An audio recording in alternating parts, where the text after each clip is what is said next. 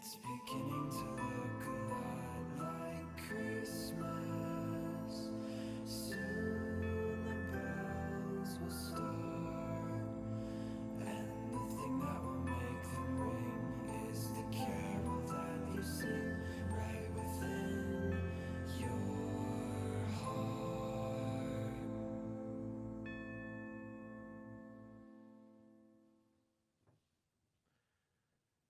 Well, Merry Christmas. Hey, welcome home to Cassidy. My name is Stephen Mitchell, and I have the privilege of being the lead pastor here. And it is awesome to be able to be here with you, to be able to celebrate all that God is doing in and through us, the church, all that God is doing in and through us, just some ragamuffin people trying to get through day by day. And so we are excited that you have joined us. If you're new here, whether you're joining us online or in person, you're welcome here. We just want you to know that we're glad that you have chosen to spend this evening in celebration of the greatest gift ever given, the gift of Jesus Christ. And we want you to know, hey, we're not perfect, but we know the one who is, and that's Jesus Christ, and we want to be more like him, and we want to invite you on a journey with us so that we can grow together in relationship with God, we can grow in relationship with one another, and we can go into the world and make a difference on behalf of Jesus Christ.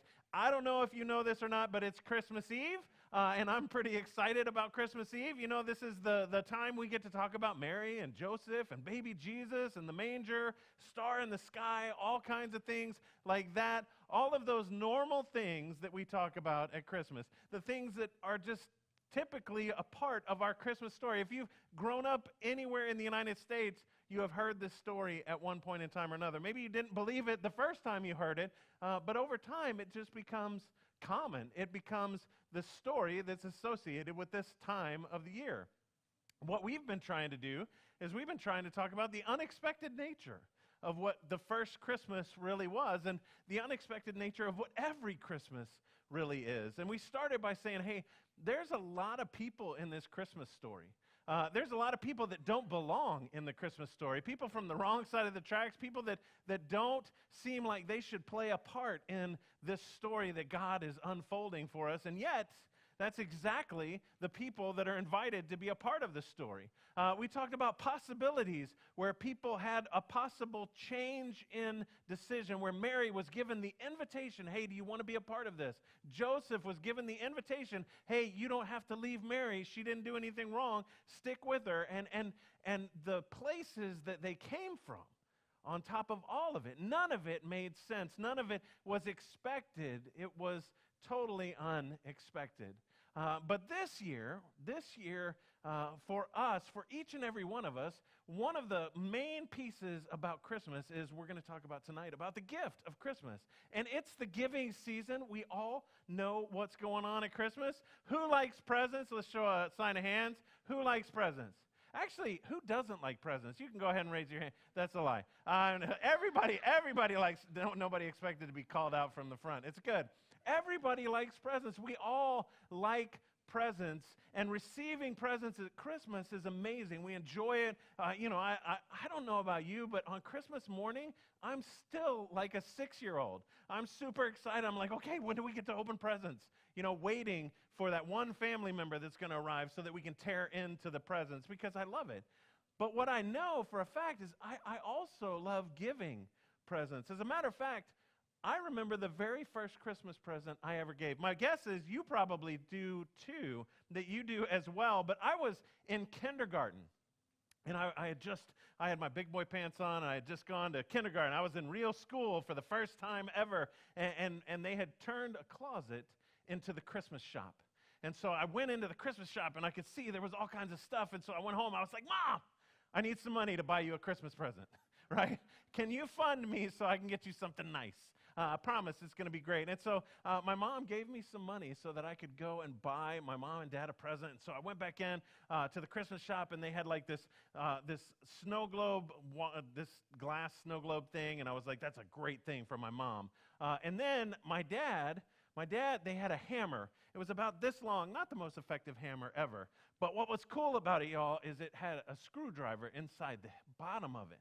and then a screwdriver inside of that screwdriver, and a screwdriver inside of that screwdriver. And it had like 8 screwdrivers, and they kept getting smaller until there was a little bitty screwdriver. And I was like, that's the coolest thing ever. And honestly, I look back on that, and I'm like, that was the dumbest present I could have ever.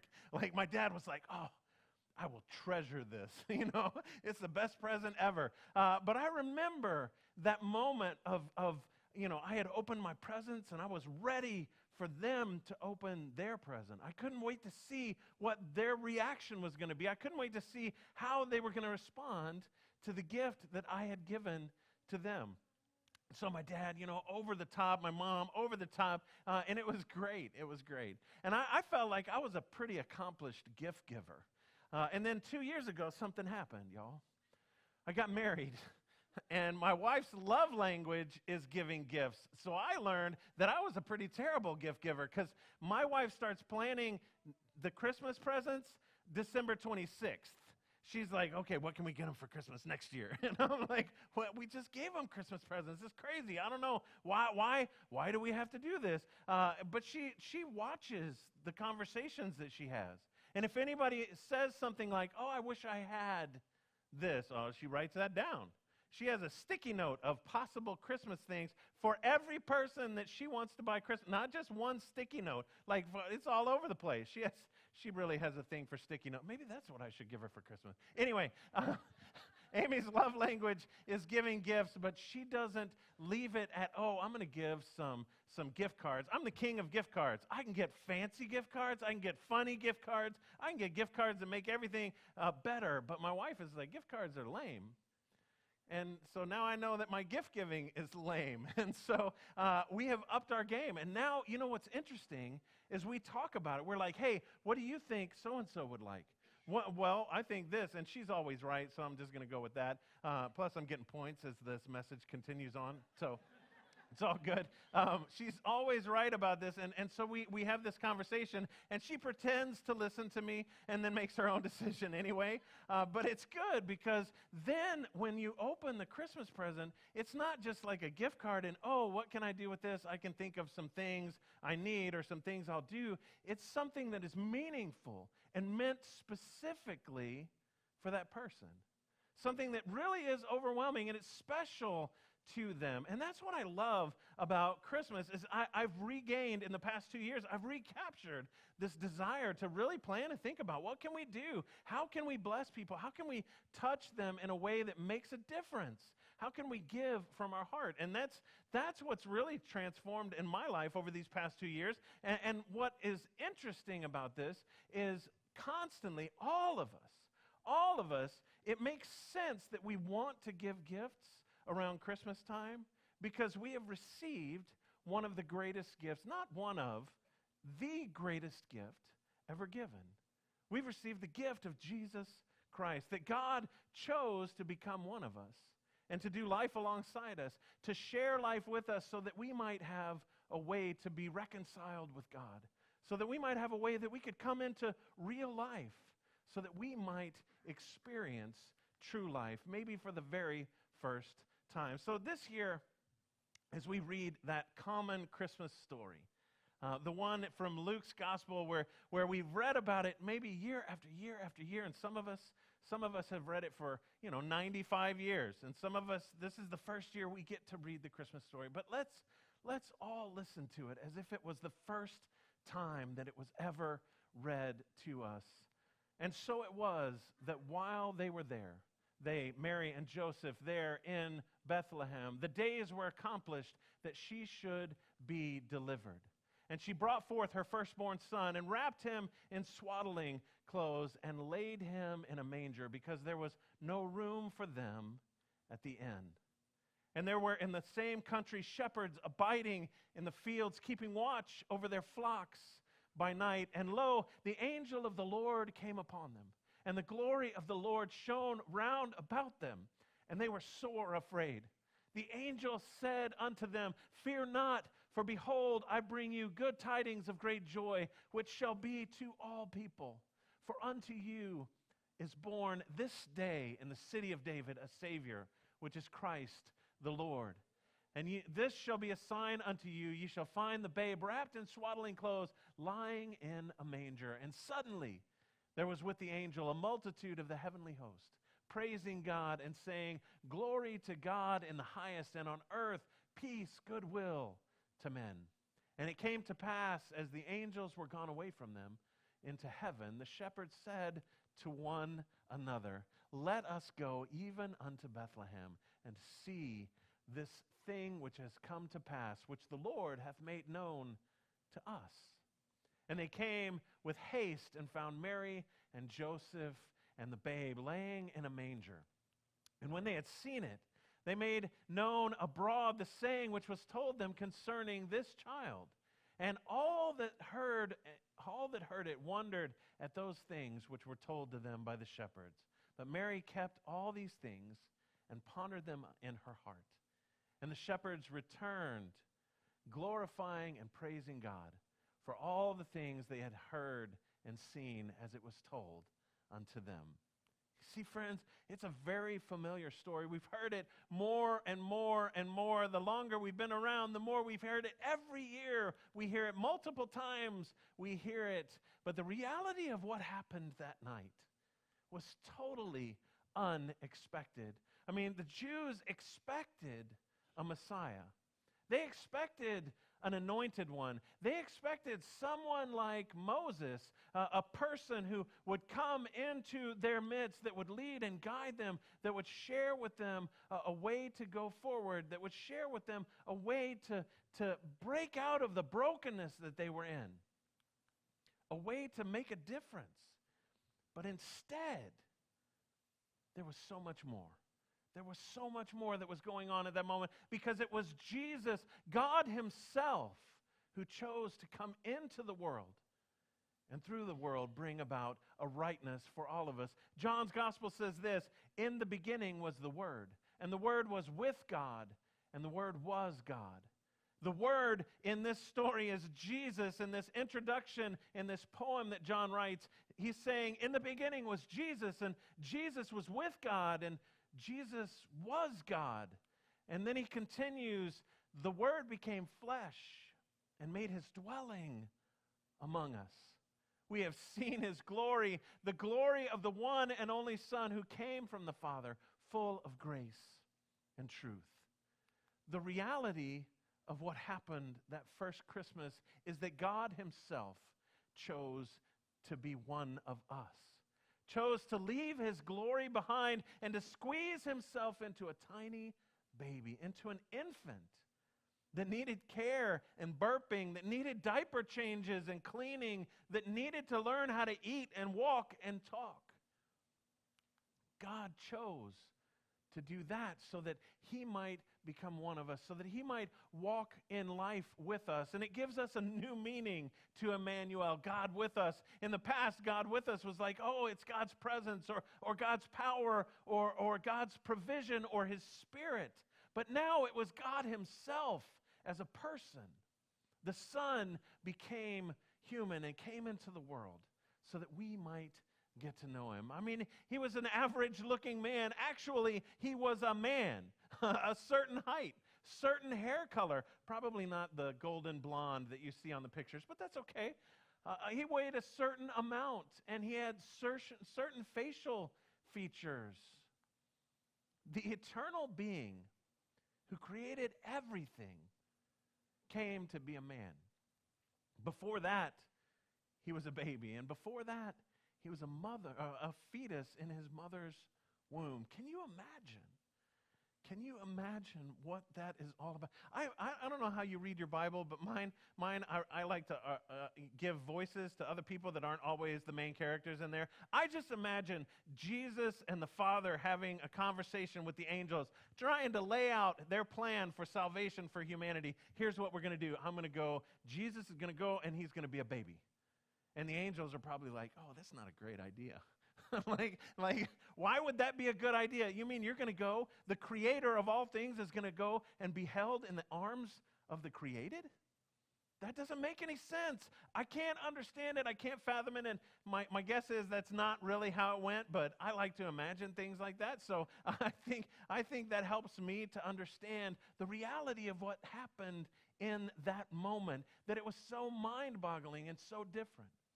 But I think we're proud of ourselves because we're like, yeah, Jesus came to be a human. You know, it's cool. It's not a problem because humans are pretty cool. We're at the top of the food chain. We're good. But the reality, C.S. Lewis says it like this. He's one of my favorite authors. If you want to get the hang of it, think of how you would like to become a slug or a crab. Think of how you would like to become a slug so that you could save all of slugdom from its slugginess. I mean, I don't know. They're slimy. They're gross. Salt affects them poorly. I don't understand why anybody would want to be a part of this. But that's the reality. What God did is he said, I'm going to leave my glory behind. I'm going to leave all of the wonder and the power so that I can be 100% human, so that I can walk in the midst of the others that I have created, so that I can share life with them, so that I can inspire them with my words and then inspire them further with my offering of my life on their behalf. The reality is hard for us to comprehend. It's mind-boggling. And we just call it Christmas and move on. Yeah, it's Christmas. And we should be like, yeah, it's Christmas. Oh my gosh, can you imagine? We call it Christmas and move on. The world is forever changed by what God has done. We have been forever impacted by what God has done on this night that God chose. I will be one of them.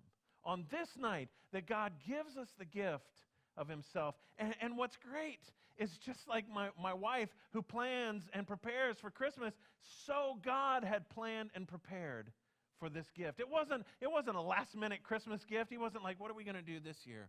Oh, I know, I'll go and be born as one of them. No, throughout all of the Old Testament, throughout all of the story was this preparation for what was going to happen, for the way that it would unfold, for how he was going to save us from ourselves.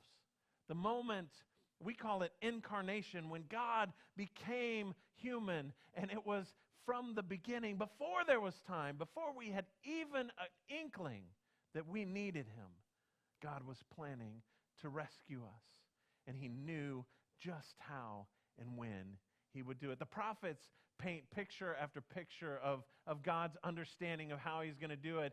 But what's amazing to me is that the Old Testament plays this out. The Old Testament provides an understanding, a roadmap, if you will, of God revealing more and more of this plan over the course of time.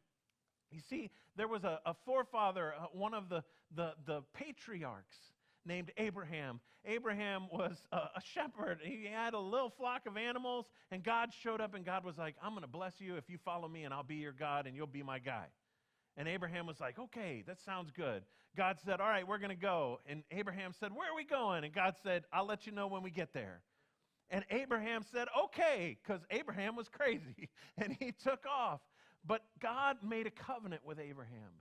God said to Abraham, I will make you a blessing to all nations. I will bless you so that you can bless others. But Abraham never could have understood that the blessing that God was talking about was that his own son, God himself, would be that blessing. That through the line of Abraham, that God would come into the world. Moses, who led the Israelites out of captivity in Egypt, comes to the mountain of Sinai and goes up to receive the law from God. But Moses never would have expected that God had in mind to fulfill the law through Jesus Christ, through himself. And David, King David, who was great in the Old Testament, actually all of the Jews to this day still look to that as the golden age. David was told by the prophet, your line will last forever. But David could never have imagined that what was being told to him was that God himself would be born a son of David so that he might reign and rule on David's throne and over all creation. that God himself would fulfill all of these things. He could never have imagined. It was so unexpected because God came into the world so that we might find hope in this day and in all of our lives. Christ came into the world so that through Christ, the world could be saved. Friends, this is why Christmas is so unexpected. Because the gift that God gives at Christmas is the gift of himself. A gift that keeps on giving. A gift that continues over and over and over. God planned and prepared for that moment. But not just that moment, but 2,000 years later, he plans and prepares for this moment.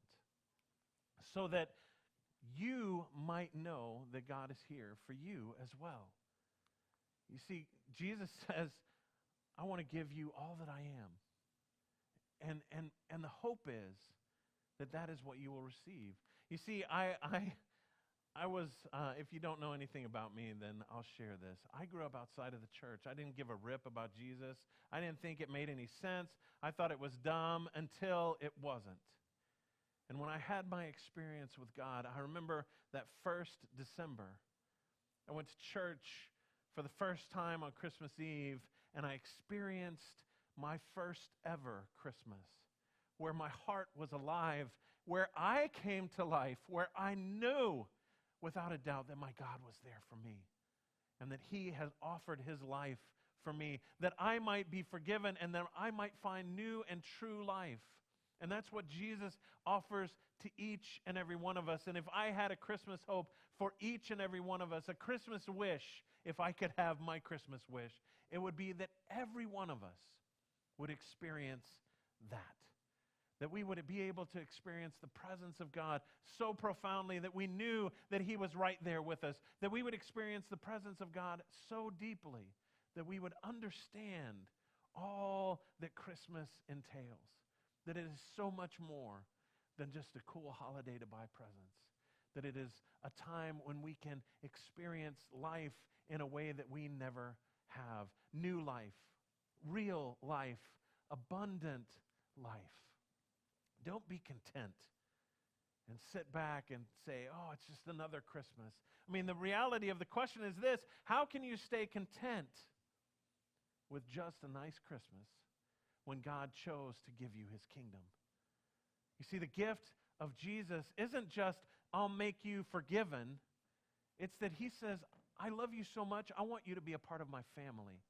And I'm going to invite you to be a part of my life, be a part of my family. I want you to be a part of my kingdom, heirs to my throne.